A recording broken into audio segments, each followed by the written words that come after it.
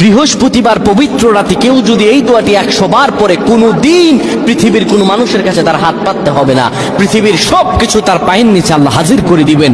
দারিদ্রতা থেকে মুক্তি দান করবেন, বিপদ আপদ থেকে মুক্তি দান করবেন, তার সম্মানকে সুউচ্চতা দান করবেন, অসুস্থতা থেকে দূরে রাখবেন। আল্লাহর অশেষ দয়া ও রহম তাকে দান করে দিবেন। সুবহানাল্লাহ। বৃহস্পতিবার রাত এটি গুরুত্বপূর্ণ রাত।